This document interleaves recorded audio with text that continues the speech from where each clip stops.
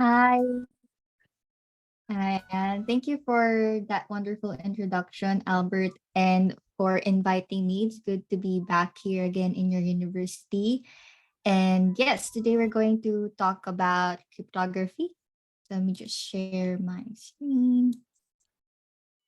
Okay. And then let me know if you can see it. All good? And okay. So see here, I've already been introduced.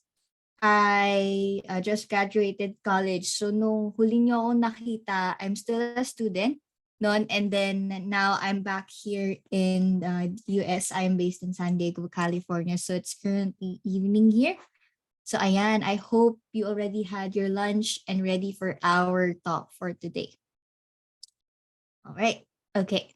So today about cryptography based dun sa naging introduction ni Sir Frank, definitely we will learn more about security, how to protect our information. That's the common thing that we know when we hear the word cryptography and how we're going to use it in our everyday lives, even though whether or not we're a tech savvy person, and also identify the career opportunities that we can have in terms of cryptography.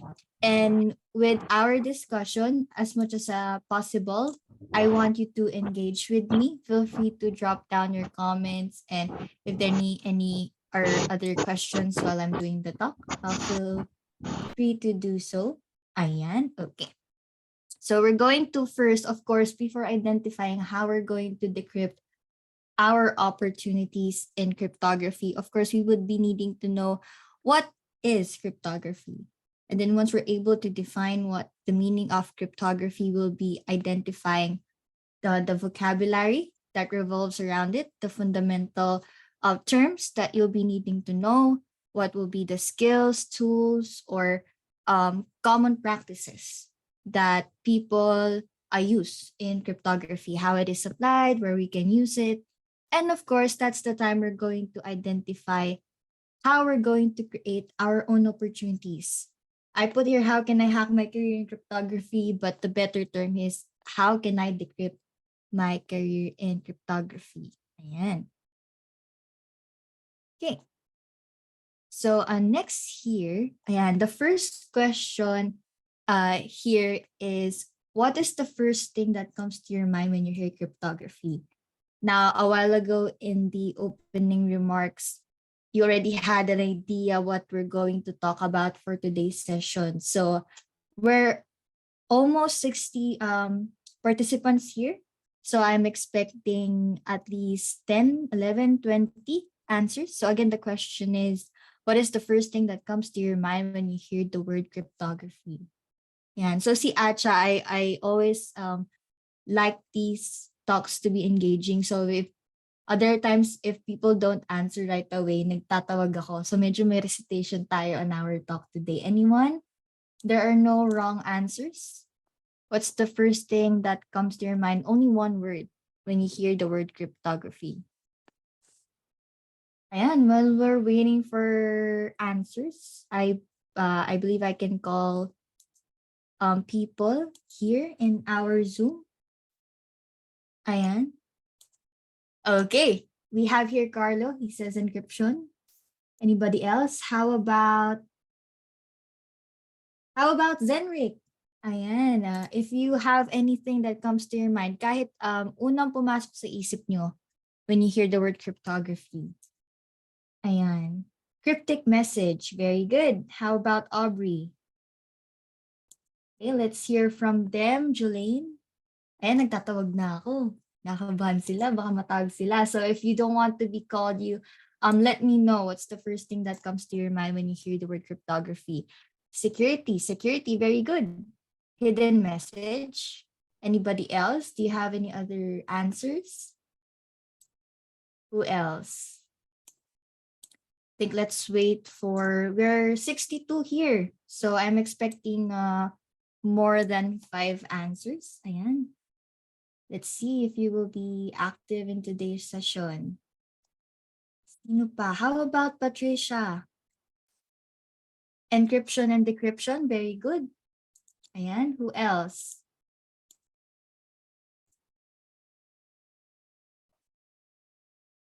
Do you have the same answers? If you have the same answers, it's okay. Do you also have the same answers as them?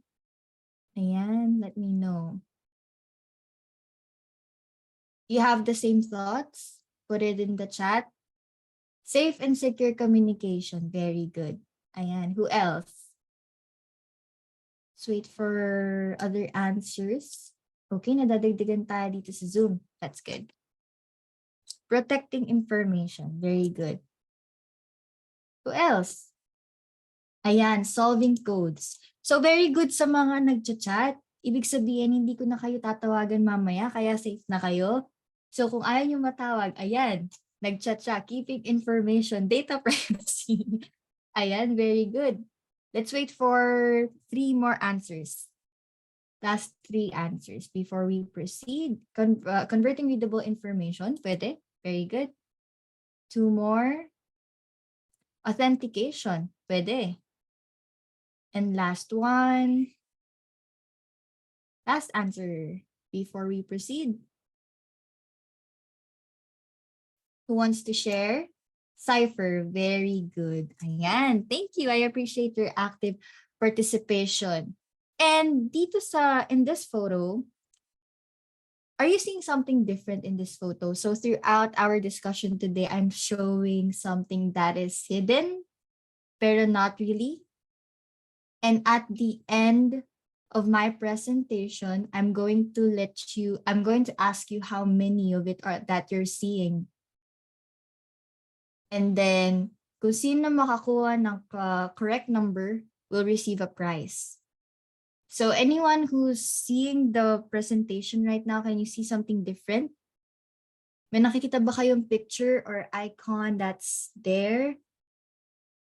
So that icon that you're seeing, okay, very good. Ayan. So while I'm doing the discussion, make sure you listen and make sure you observe how many keys are there. Very good. Those are yellow keys.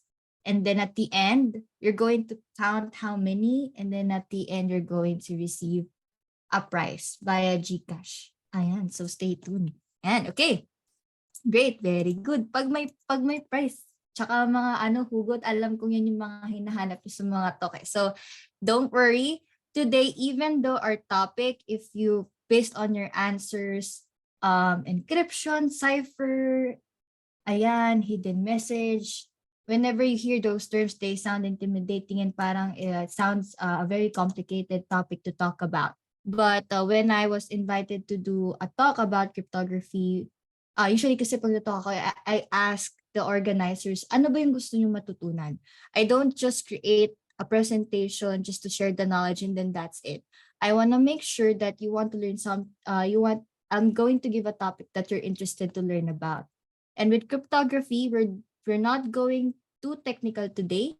Ayan, hindi ko papaduguin yung discussion natin, but this will be a light talk. I just want you to understand what cryptography is about.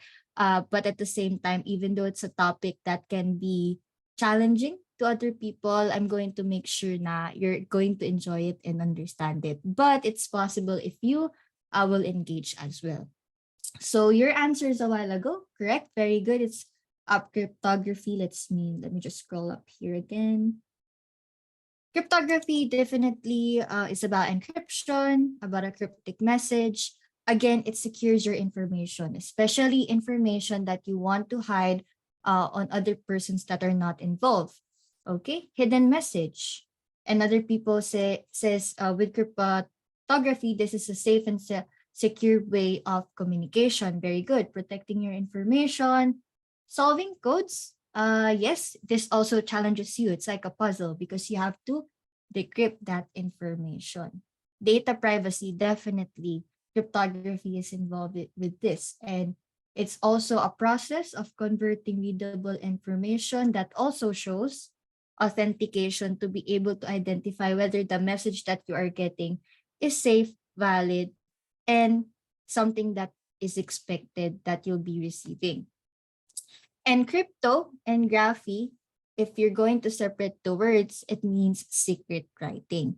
And according to Fortinet, this is the process of hiding, of or coding information intended only for limited number of people or for a certain group of people. Okay, simply put. Ayan. Next. Ito na kayo. Atcha, does cryptography involve math? Unfortunately, yes. Although math is something that you should not be afraid about. Yan. Question, meron ba dito who here loves math? Be honest. Meron ba dito interested sa math? Yes. Oh, very good. How about the others? No? Be honest. Huwag kayong matakot sa mga professors niyo right now. Ayan. Is math something that's challenging you? Nahihirapan ka ba? Or is math one of your like strengths in terms of yeah. Isa pa lang ang sumasagot. Ilan tayo dito? We are 67 here. So let's see. I think I can call someone. Ayan. How about Von Mark? Ayan. Do you like math? Yes or no? It's a very simple question, guys. Ayan. Who here likes math? Who doesn't like math? Ayan. Yes, very good. Walang magno, parang di ako naniniwala. Ayan. Oh, very good. O, diba? Tignan natin. Yeah, very honest ang ating mga host. Ayan. Who else? Not so. Ayan, very good. I appreciate your honesty. I love math, sabi ni Carlo. Who else? Late bloomer. It's okay. Ayan. Sino pa? How about, let's see here. How about Elmar Chris Jordan? Ang dami mong name. Pero do you like math? Ayan.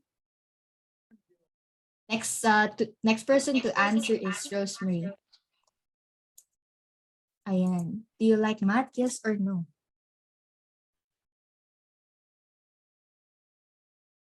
You can chat it. Ayan. Go ahead. Depends on topic. O nga naman, yes. Kasi baka sabihin natin 1 plus 1 na nga lang, ayaw mo pa. Baka iba ang sagot. 0 daw. Ayan. Okay. Thank you again for those who are answering. I appreciate it. But straight to the point, mathematics is one of the cornerstones of cryptography. And for later, as we go along with the discussion, I'll explain why it is one of the like ito talaga yung core skills or fundamental skills that you need in cryptography. Fortunately or unfortunately, but we'll learn more about it later. Ayan. Nilagay ko talaga yung picture na yun. Ayan. Pero don't worry. Why? Because papunta pa lang tayo sa exciting part today. Again, we won't go very technical with this one. Sino pa ang nakakaalala ng meme na to? I think months have passed. Pero naalala niyo pa ba to? Ayan. If you're able to remember this meme. Ayan. So again, we're just getting started learning about cryptography. Ayan. Okay. So back in the days, cryptography has been there for thousands of years. It has been applied in centuries wherein people back then were trying to send out a message to only specific groups of people, again, or certain persons through symbols, hidden messages. They, for example, hieroglyphics, diba? And with this, it tells a story, pero when you look at it, like from an outsider person, hindi niya maiintindihan. Kasi it's only specified to those people in their area or in their vicinity.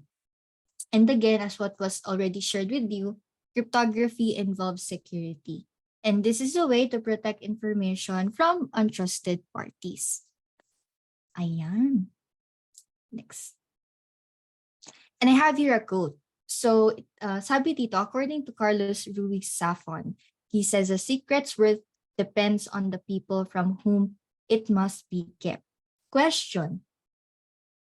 Were you given a secret that you kept, or did you share it with other people? Ayan. Today we're going to do the honesty test today. So meron ba kayong friend or someone who told you a secret? Did you keep it or did you tell it to others? Ayan. Did you keep that secret or did you tell it to others? Let's hear from Riza. Ayan. If you don't want to be called, you can go and share your answer. Go ahead. Ayan. Depende po sa situation. Tama. Good answer. How about the others? Depende sa topic. Sa bagay, pag mga chismisan, ganun. Depende po sa situation, depende sa topic. Anybody else? Safe yung answers niyo, ha? If ang chismis is controversial, parang kung worth it ba tong pagchismisan? Ayan, recently, di ba, there was a news that the content creator had issues na supposedly secret lang, it's private information, pero this is also related to data privacy and security. They leaked the private conversations. Wala nang tago-tago, no hidden messages, and they shared it. At sabay-sabay silang nag-live. Kung alam niyo yun. Ayun, if you can recall that news recently. I think it was weeks ago. But yeah. So definitely it depends. However, a secret is still a secret and it should be kept private, and you are interested with that information that you should not share to other people because trust is involved. And with cryptography here, only some of the vocabularies that we need to be familiarized about. So we have here cipher. Cipher is the process or the algorithm to keep the information secret. So we have our text and we're going to convert it into a ciphertext. Medyo na mental block lang ako doon, pero yeah, later I have visuals later to show that para mas maintindihan pa natin. And then next is we have encryption. This is a process of making a text secret, hidden, private. The opposite of encryption is decryption. Ayan. And then next this is one of the very first ways of protecting or hiding a message. Okay, we call this the assessor cipher. This is a process wherein we substitute, for example, one letter into a different letter. Later, we're going to have an activity. So you're going to also do some cipher. You're going to translate some messages and making it encrypted. Okay, and then the expert that does cryptography, we call them a cryptanalyst, which means these are experts who breaks down the message using substitution. And we also have a different way of doing cipher, which is permutation cipher. This one is a columnar transposition cipher. So there are definitely a lot of ways, a lot of techniques to do cryptography, and I'm going to show you some of them. And here, this is the Caesar cipher. So it has a wheel. It has at the outside part of the wheel, we have the letters. Inside, meron ding letters. So for example, people back then, when they want to send a message using that method, for example, A, you're going to move, it depends on the rotation. We have a forward rotation and a backward rotation, but usually they take 4 steps or 4 rotations forward or backward. Now, so para mas maging interesting ang ating workshop for today or ating talk, I'm going to send you a link. You can go ahead and explore it. Ayan. Let me also share my screen here. So if you click the link, ito yung makikita nyo.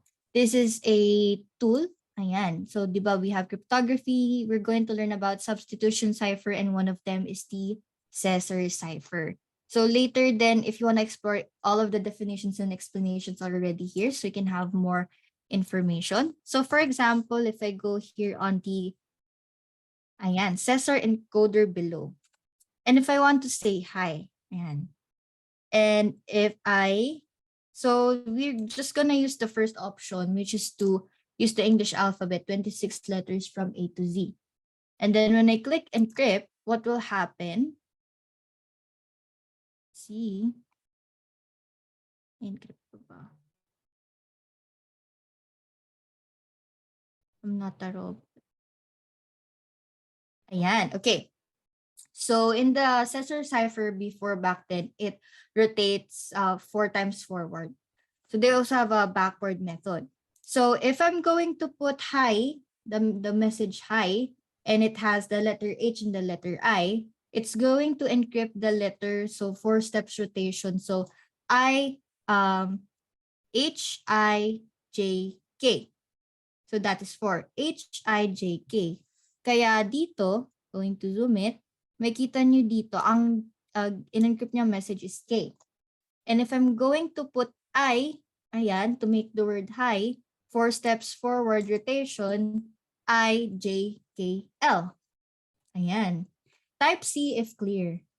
Nagigets po ba natin? Ayan. Clear? Ayan, let me know. I will repeat it if majority did not understand that. Ayan. Is it clear? Nagets po ba? Let me know. Giving it a few seconds. Or do you want me to repeat it? Ayan, I'll repeat it. Don't worry. Okay. So with the Caesar cipher, for example, anong word gusto nyo? Ayan. Kasi usually hello world. Medyo dagdagan natin. Diba in programming, we usually put hello world. Ayan. Makikita nyo, mas nadagdagan na siya. So again, H, 4 steps forward. HIJK. E, 4 steps forward. EFGH. Ito yung tinitignan natin right now. And then L, LMNO. Then ganun ulit. And then O, OPQR. And so on and so forth. And if someone's going to send you a message using the Caesar cipher and they say, I want to send this message to you, decrypt it in rotation, rotation for backwards, ito yung lilitaw. Pero if they say rotation, I'm sorry, 3 pala tong pinafollow natin. Rotation 3 forward, ito siya. So you count the letter after that. So HIJK. So pwede natin tong palitan, pwedeng 4, 5, 8, ganyan yung mangyayari. Okay? So this is one of the many ways to do cipher. Again, going back to our presentation, cipher is the algorithm to keep the information secret. Okay? Yan. Let me know if it's clear in the chat so we can proceed to our next cipher. All good po ba?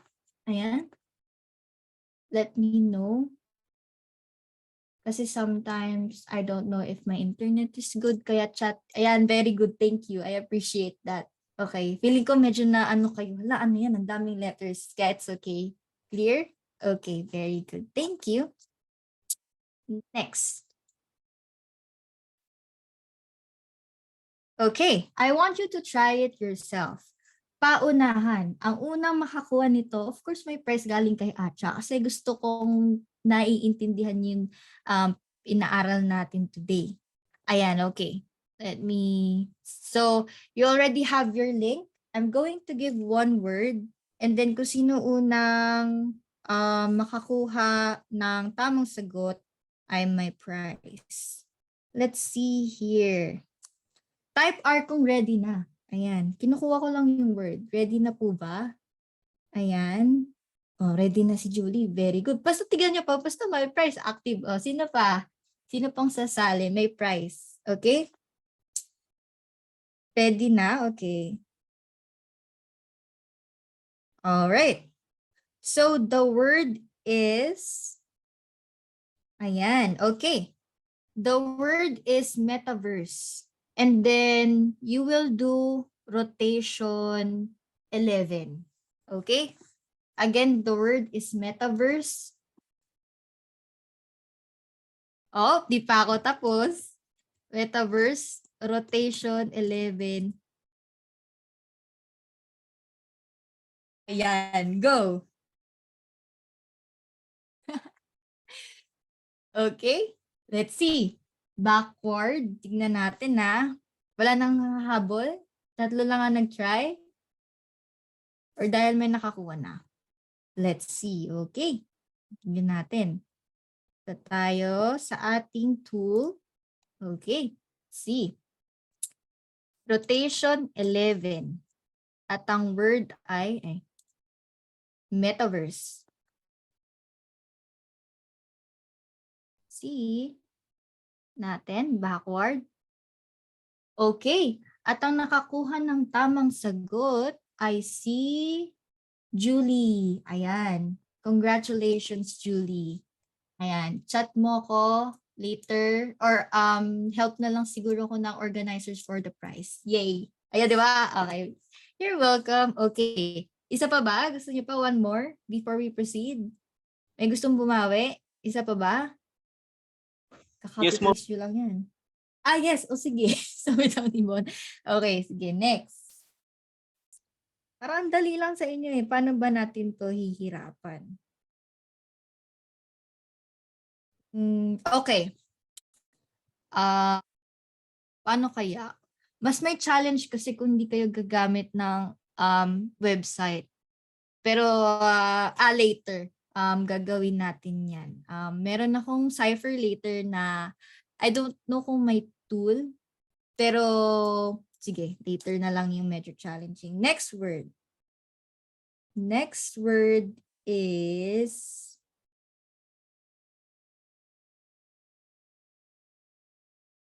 onomatopoeia. O ano kaya spelling nun? Siguro google nyo. Onomatopoeia. And then, let's see. Onomatopoeia 24 forward. Go. Onomatopoeia rotation 24 forward. Aba, ang bilis. Tignan natin. Dahil ako hindi ko alam yung spelling nun. Okay, let's see. Ito daw yung spelling. Oh. Onomatopoeia. Medyo mabagal lang net ko ngayon, guys. Kakopy ko lang to. Ang bilis nyo, ah. And then, 24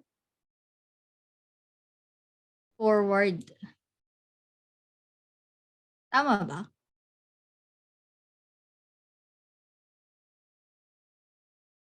Ah, hindi. Link nilagay ko eh. Wait lang, guys. Sorry. Onomatopoeia. Ito.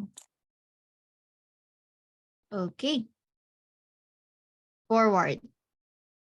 At ang nakakuha ng tamang sagot ay si Formoso. Congratulations. Ayan. Sayang, nahuli ka. Pero ayun, thank you din sa mga nakapag-try. Ayan, congratulations. Saan na yun? Ayan, Formoso. Tama? Ayun. Nice. Congratulations. Okay. Ayun, mukhang na-enjoy nyo pag meron tayong konting activity. Kaya mas papahirapan pa natin yan. Okay. And next, we're going to learn a little more challenging type of cipher, which is Vigenere. Ano yung unang pumasok sa isip nyo nung nakita nyo to? What do you think of this kind of cipher? Do you think it's easy or do you think it's hard? Is it easy or is it hard? Based on the picture, sabi ni Luke Ian easy. Who else? Who else? Is it easy? Be honest. Walang maling sagot. Medyo hard. Confusing. Who else? Nakakaduling. Tama. I can relate to that. Yes. Who else?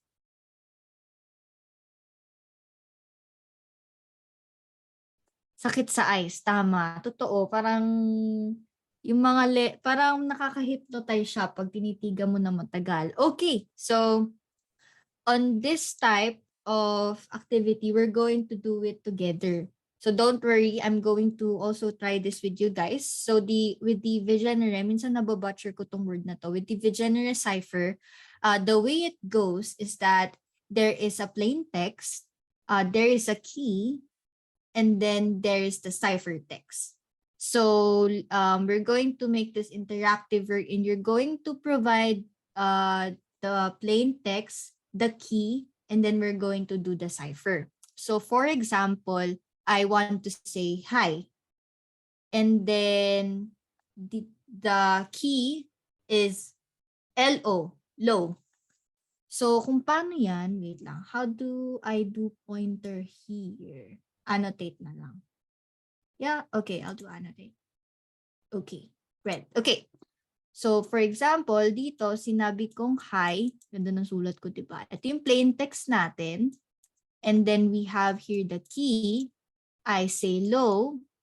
The way we're going to do the cipher is this way. Nandito yung key, and then nandito yung plain text.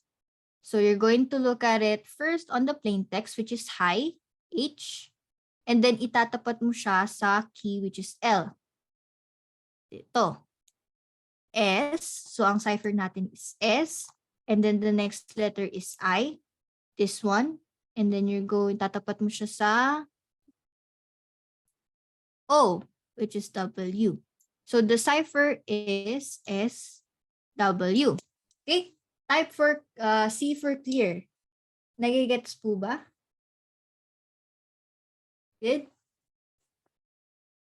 Or medyo confusing pa din? Yes, very good. Clear, yes, very good. Okay, thank you. Okay, so yun yung gagawin natin. Ayan. Ano to i-clear? Clear all drawing. Yun. Okay. So we're going to do that real quick kasi madami pa tayong discussion. Let's maximize our time. So yeah, let's definitely do this together. Okay. So syempre, inayos ko na siya. Nilagyan natin ng highlight sa taas para medyo hindi kayo maduling. Medyo lang. Bigay kayo ng word, bigay kayo ng key, then gagawin natin together.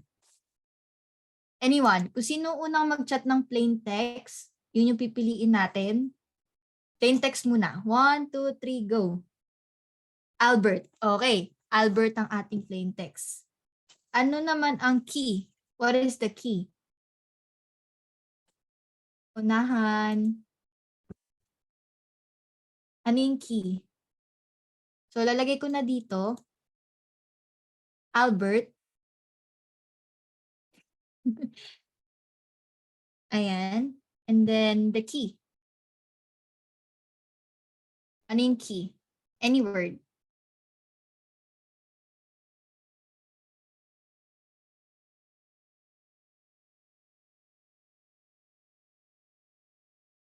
Chicken ba ang ating word? Ang key? Anyone? Kahit anong key. Manok. Okay. Manok. Pretty. Sayang, Arlanza, nauna na yung manok. Yes, funny. Okay. Ay, nawala. Lagay natin yung manok. Okay. Sige. We're going to do this together. Palitan natin na ibang kulay, brown, para chicken talaga. Ayan. So if you're going to observe, Albert, the name Albert has 1, 2, 3, 4, 5, 6 letters, and the key, we only have 5. So atcha paano yun? Mas madami yung plain text sa key, yung letters. So what happens with this one is the key, we can, so magiging ganito siya.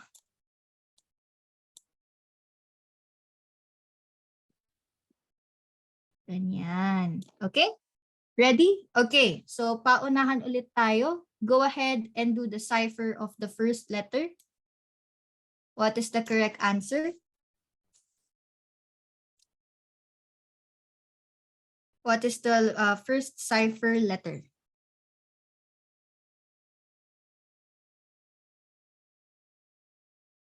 Unang letter pa lang. Pero kung sino unang makabuo nito, may prize. M. Okay, tignan natin, May, kung tama. So, titignan natin dito sa nakakaduling na. Nasaan na yung mouse ko? Ayun. Ang hirap pala. Ito. A to M. Very good. Next. Ibahin ko pala yung kulay. Next letter. L-A. I. I ba yan? L. Wait. M-L. Ayan. M-L. Mobile Legends. Wait. L-L pala. L and then A. L. Very good. Next. B-N. O. Very good. Natin. B-N. Okay. M-L-O. Next letter. E-O-S. Alam, bilis ni Gida. Very good. E-O-S.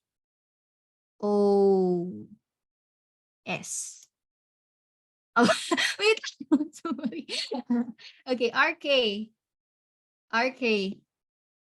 V. Tignan natin. Ano yung pencil ko? Ayun. R-K. R. Okay, very good. B. Next. Last letter. T-M. F.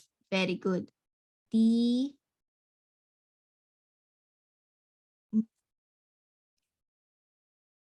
T.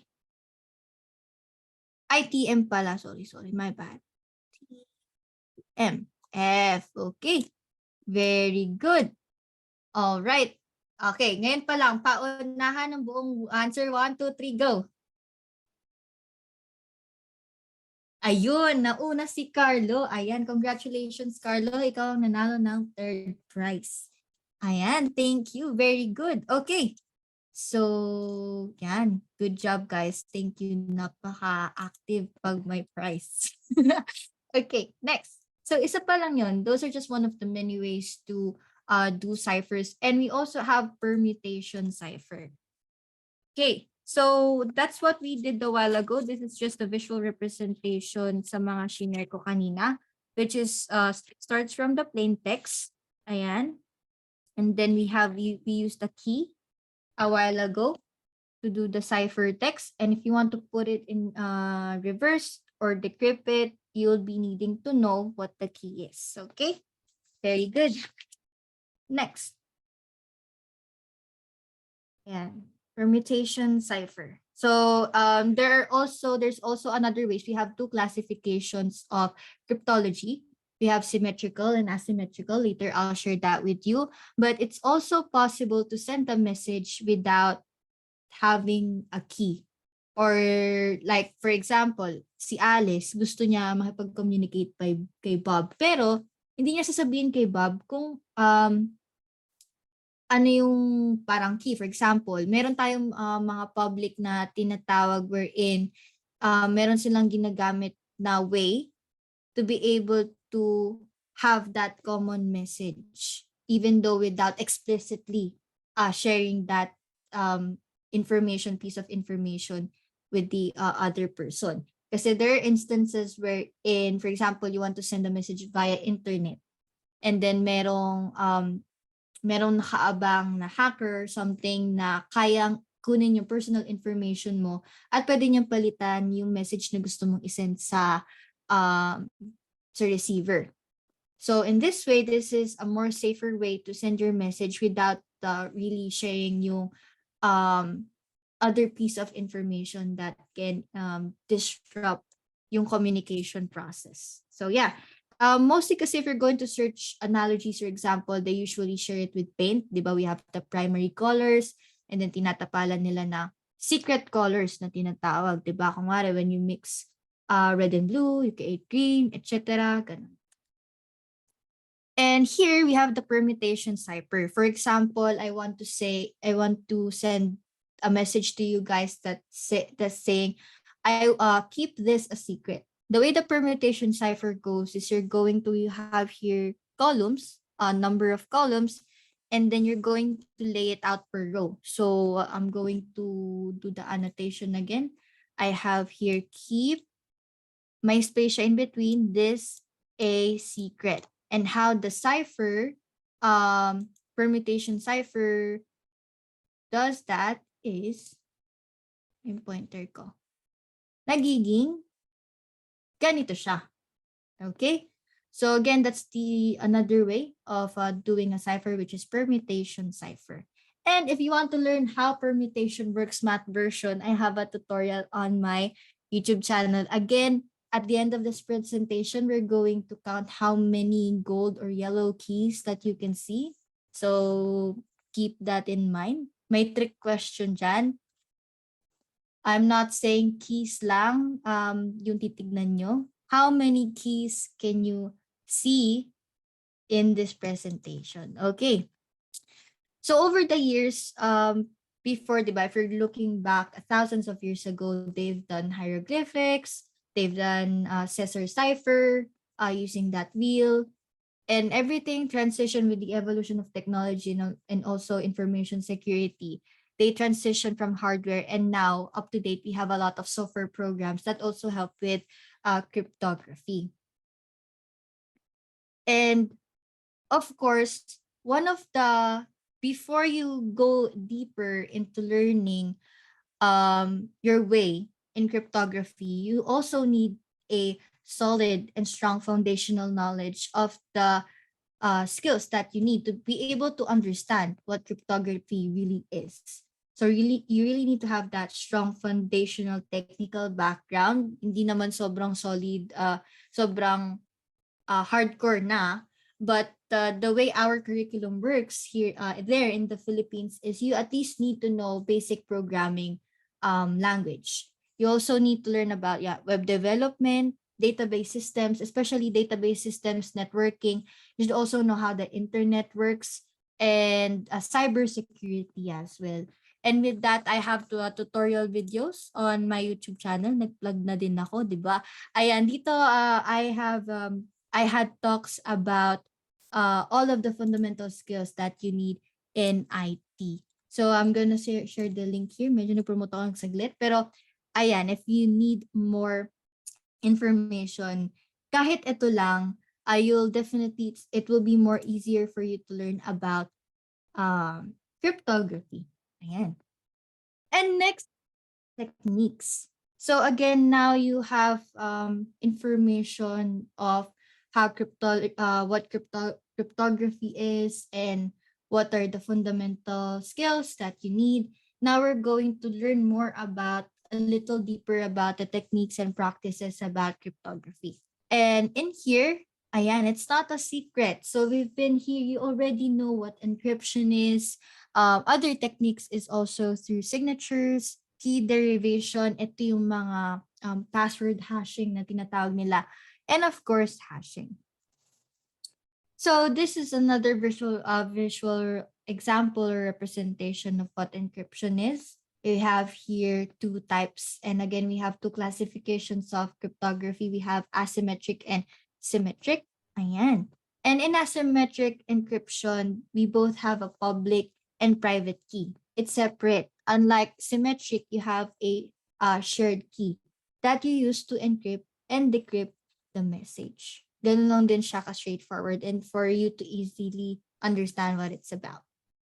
And hashing, the definition of hashing, this is mostly used to create a representation of a value, and this one, it cannot be reversed. Ayun. Siya nababaliktad. Okay? Yan siya. I won't go too deeper into this, pero if I believe in your programming lessons kung nagde-database na kayo, minsan nakaka-encounter kayo tulad yan. MD5, SHA-1, what's the difference of it? SHA-256, yun usually din yung ginagamit namin before.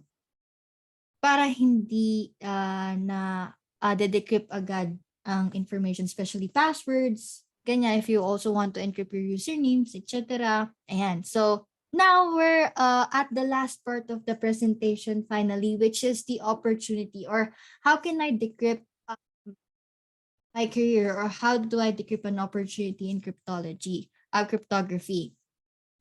So in the industry, there are a lot of roles that can involve cryptography.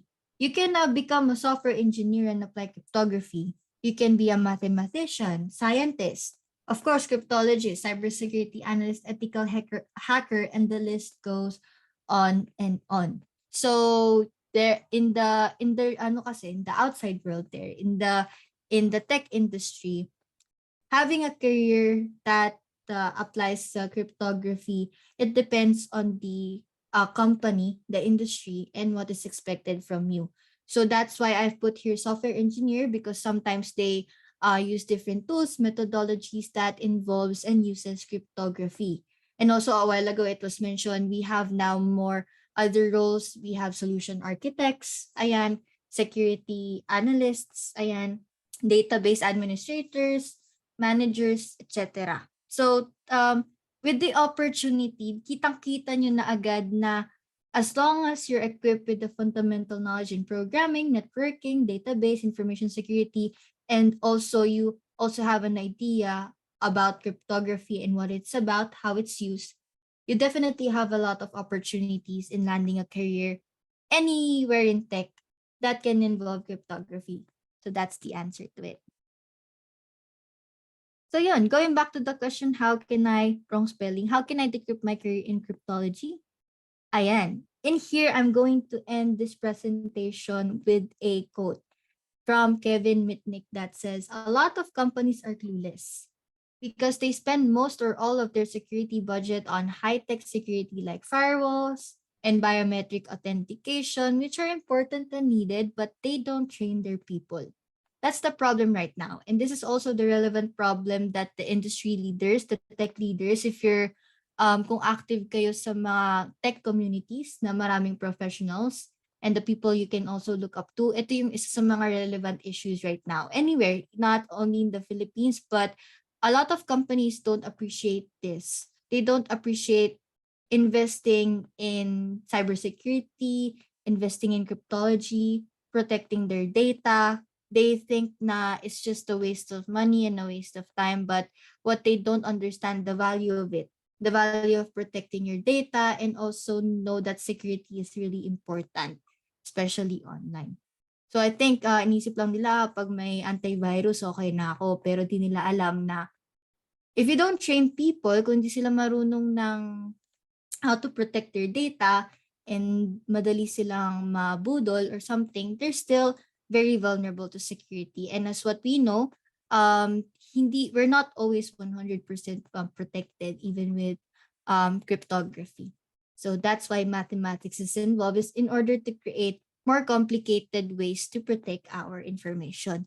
And ayun, that ends my presentation. And let me know through the feedback form what you want to learn about next. I'll be sharing that with you shortly. Ayan. And again, the videos about IT computer science is on my YouTube channel. I also share a lot of events about tech in my Facebook page. You can connect with me on LinkedIn. Ayan. And my upcoming events, I have an event this coming Sunday, programming. If you're interested to learn about React, JS, and TypeScript, I will be doing the second session in GDSC, Cebu Institute of Technology University, Sunday, 1 p.m. You can watch the part 1 on my YouTube channel. And I'm also going to interview a solutions architect that works at Amazon Web Services. She's going to share her experience about learning cybersecurity as a woman in tech. So magandang event to on November 8th, related to our topic today about her experience in cybersecurity as a woman in tech. And I also have an upcoming webinar sa Eastern Visayas State University, Carigara Campus, this coming November 28th afternoon session. I'll be talking about networking naman, so related sa cryptography. Ayun, thank you for your time, and I'm open for any questions, and I hope you learned a lot today. You guys.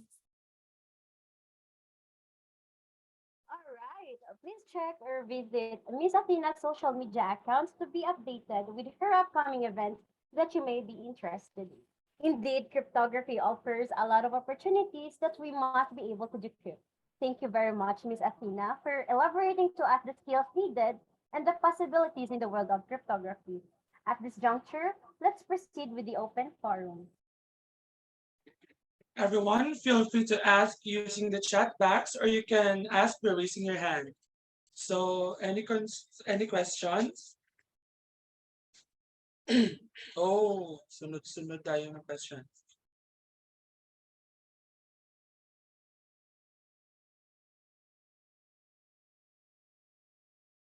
Ayan, should I go through them one by one? Ayan, okay. Sige. So first question is from Zenrik. Is being good at math a necessity in order for someone to learn cryptography? Good question. So being good at math doesn't necessarily mean you already have a background knowledge of like certain formulas, or it's just mostly a learning in IT kasi it's mostly learning about algorithms and logic. Ganyan. You'll be able to identify these patterns mostly kasi when it comes to IT, patterns lang yan eh. Being familiarized with patterns, how things work, and math is really a great tool that you can use to learn cryptography. So it's, again, as what I have mentioned, it's a cornerstone, that it's necessary. But kasi with programming, that's also math also is involved with that. So pag kung naiintindihan mo na kung paano mag-program, how things work, definitely mapapadali na lang yung learning journey mo with cryptography. So don't be intimidated with math, but it's to answer your question, yes, it's a necessity. Next question from Luke Ian. Are hieroglyphics a form of cryptographic technique? Yes, it is. There are other ways to explain or visualize. You're welcome. There are many ways to visualize cryptography, and also we can also do image processing with it. So for example, you have a photo of your special someone. Kung ano picture ni crush. Pero gusto mo siya i-share sa friends mo. So how cryptography works is meron tayong term na obfuscation, if I can recall that right. What obfuscation does is hinahide mo yung message. Nandun yung message for pag nakita na iba ng close friends mo, si ganito yan. Crush mo si ganito. Pero pag pinakita mo sa iba, hindi nila maintindihan. Kasi you're putting a cryptic message to that. So you have a photo of your crush, you're going to blur it. Aside sa i-blur mo, i-distort mo siya. So that's ganun yung other way of how we explain cryptography, is to doing certain changes to that message na only people who would be able to understand, or who should receive that message, sila lang makaintindi. Same with hieroglyphics. Only the people around their area will be able to understand it. Thank you for that. Question from Aliza. Can you recommend a group or in a community that we can join to tackle about cryptography if we want to pursue it? Definitely. Para akong nag-host eh. No?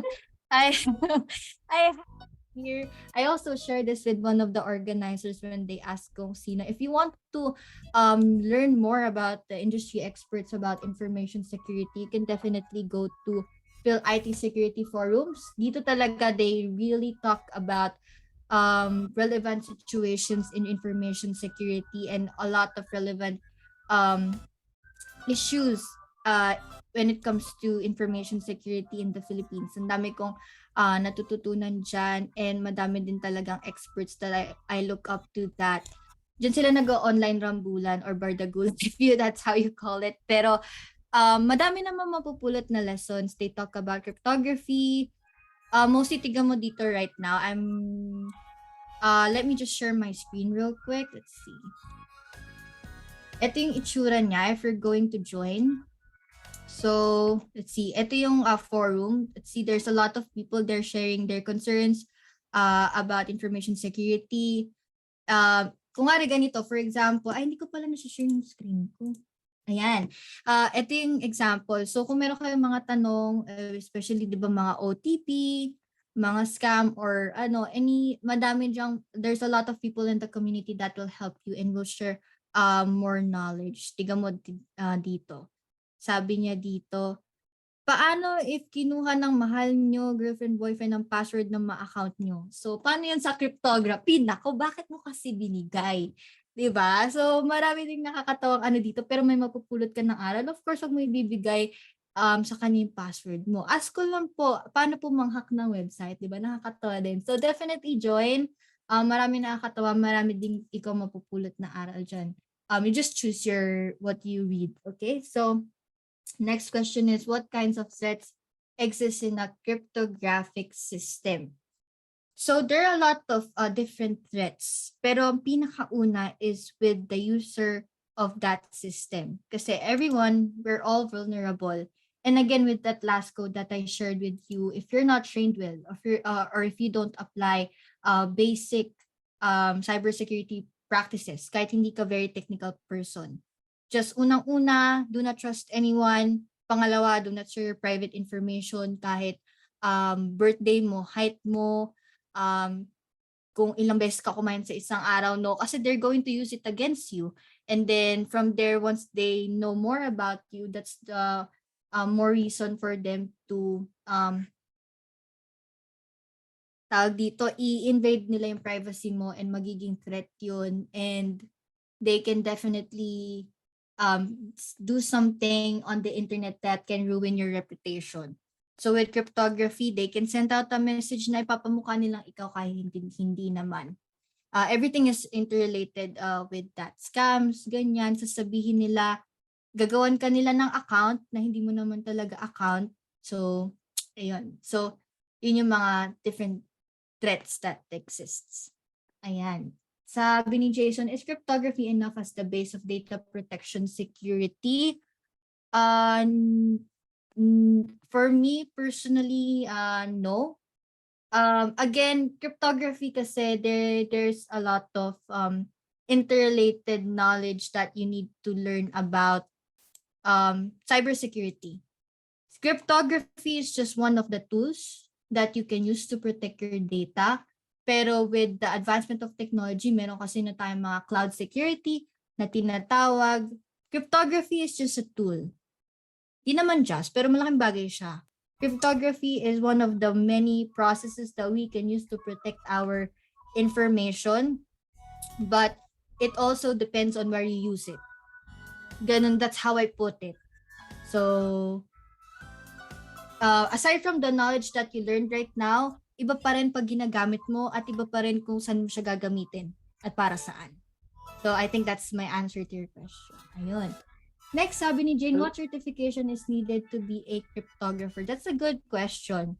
Especially right now, a lot of students are for sure looking into certifications kasi that's really can give you more credibility once you graduate and look for a career. I'm not sure if there's specific certifications, mostly kasi mga networking certifications yung familiar ako with. I don't think there is. Rafi.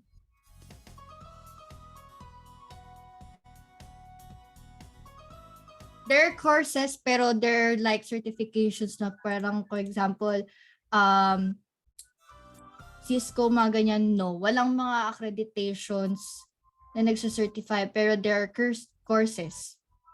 So, sa courses kasi pag tumitingin ako na nagsacertified ako sa pwede nyo kunin mga LinkedIn Learning or ano nga ulit yun, Coursera. So, those are examples of some sources that you can learn and have like a badge or certificate of completion about cryptography. Being a cryptographer, I don't think you need there's a specific certification that is required out of you. Mostly kasi in the industry, networking certifications na related sa Cryptography Union. So far, networking pa lang yung nakikita ko. Ayun. If wala na pong tanong, meron pa. Excuse me po. Meron din po tayo ditong question from UP, taga UP Visayas. Ask niya po if covered ba ng cryptography ang letter to shapes and letter to number, or possible ba ito sa cryptography?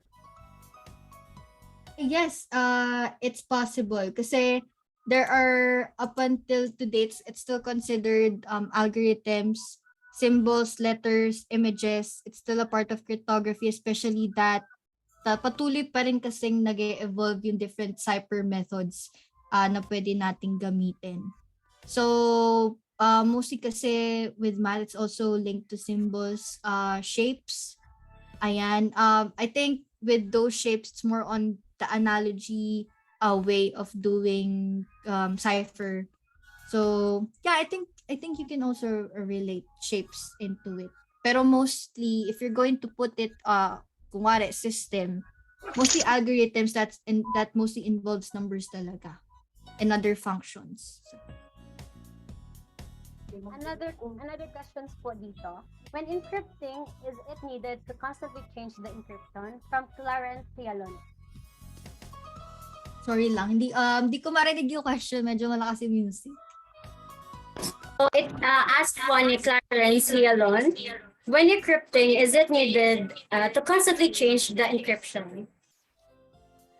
It depends. It depends on how strong or secure your encryption is. But if you feel like the method or the tool that you are using is not effective, that's the time when you'll be needing to change your encryption method often. So the more complicated the cipher process that you're going to use, the more stronger encryption will be. So you don't have to like redo it every time. So another question po from Louis Jan Malimit. Since cryptography takes time to encrypt or decrypt, what cryptographic algorithms do you recommend for time-bound applications? I'm sorry, can you please repeat that again? Since cryptography takes time to encrypt or decrypt, what cryptographic algorithms do you recommend for time-bound applications? Good question. It depends din kasi of how big the information or the data that you're trying to encrypt. That's how you're going to measure the time it will take to encrypt or put the key on that message, is also how big the data that you're processing. So it differs then with the method, even though, for example, you use a very complicated method or cipher, of course, it will also take more time to encrypt and vice versa. So it depends first on the technique that you're going to use, and also the message that you're trying to send out or protect any information. So it depends on those two.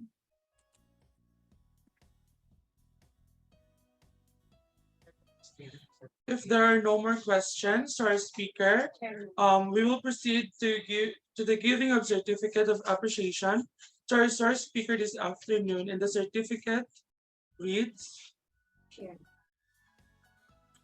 West Visayas State University College of Information and Communication Technology, Duna Street, La Paz, Iloilo City.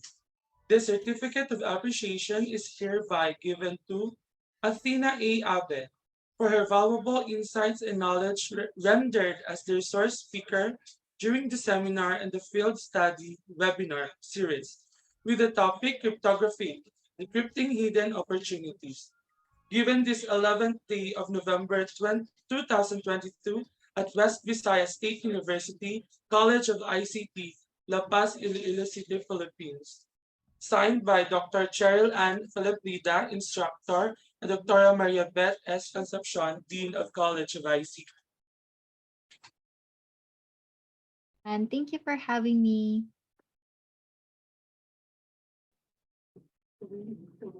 A virtual round of applause, please. And thank you, Miss Athena, for this opportunity that you have shared with us. We surely gained knowledge from this webinar discussion.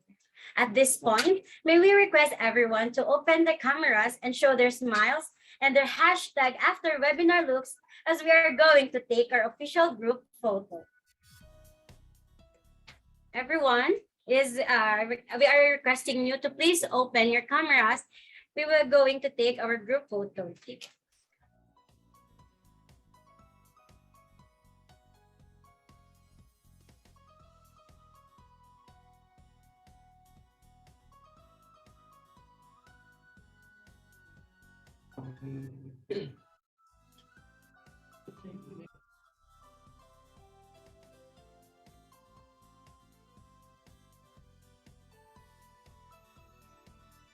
Okay, guys, ready? Smile, guys.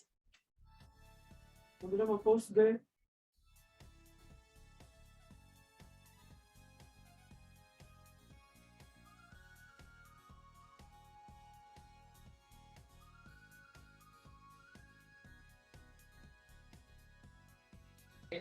All right. Thank you very much, everyone. And thank you very much, Miss Athena, for your lovely discussion.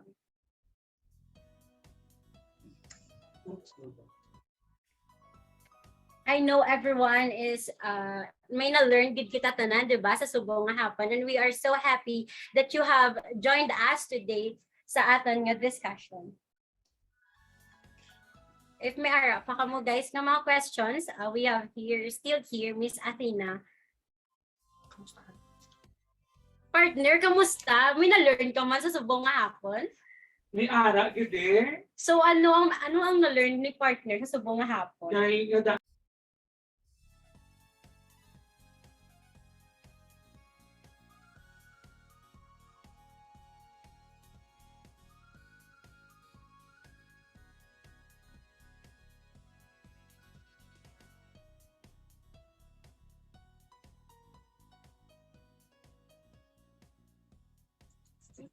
So, ay, ano tong ang question ka akin nga, partner? Partner, ano ba lang ang mga na-learn mo sa subong nga hapon? Kaya ako may na-learn man ko, pero gusto ko mabatian kung ano ang na-learn mo, partner. Tutubang night lang man di, pero ang na-learn ko is, basta about lang sa decrypting, kaging encrypting Like, kung paano pala mag-hide sa mga messages, like, wala na. Ikaw, partner, ano mo na-learn? Sige, be? Damo ko na-learn, partner, actually. And as a student, IT student, mas na-enhance, mas naging, ano na tawag naging exciting pagid ang akon nga, gusto ko bala nga like, nag-enhance pagid ang akon nga mga na-learn, not just sa full, pati diri mi na-learn man.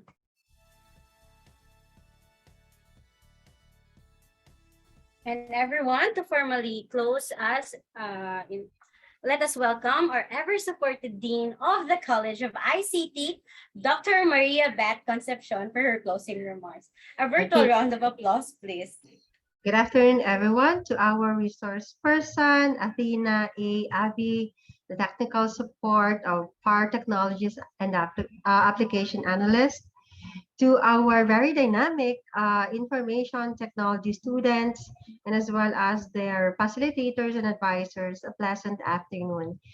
The College of Information and Communications Technology remain agile and competitive in realizing the vision and mission of the university.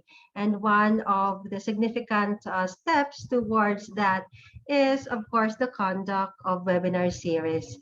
It is very gratifying to note also that we learned insights from our experts from the industry through Ms. Abby.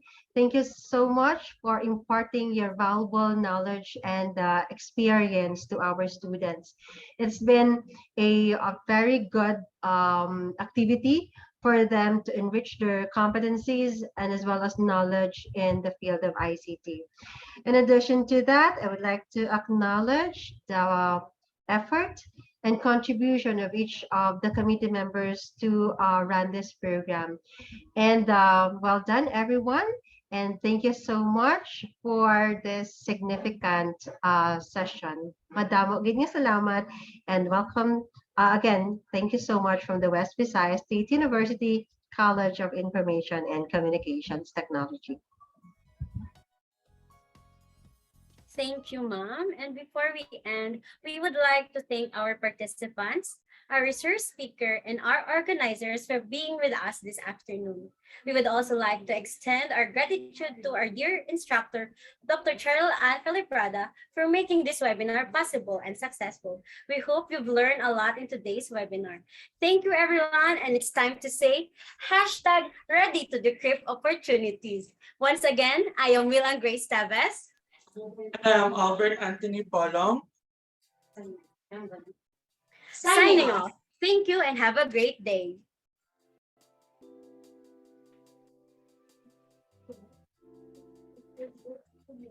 We would like to remind everyone that our attendance and evaluation form is provided sa aton nga chat box. Thank you.